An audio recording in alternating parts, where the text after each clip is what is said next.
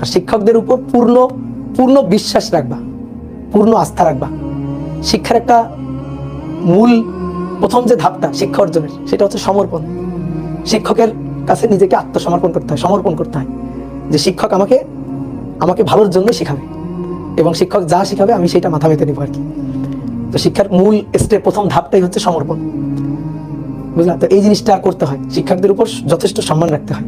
যে কোনো শিক্ষক লাইফে যার কাছ থেকে অনেক সময় দেখবা যে মানে তোমাদের ছোটবেলায় তোমাদের বাসায় কোনো টিচার হয়তো গৃহশিক্ষক হিসাবে ছিল, বা ধরো আরো ছোটবেলায় তুমি মনে করো যে কোনো বড় ভাই বা কোনো চাচা বা কোনো খালা যার কাছ থেকে বর্ণ পরিচয় শিখছো, সেও কিন্তু তোমার শিক্ষক।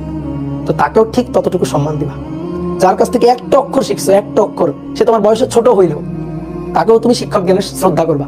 তাহলে দেখবা তোমার মনে করো যে জানার বা জ্ঞানের মানে উচ্চতাটা অন্য লেভেলে চলে যাবে।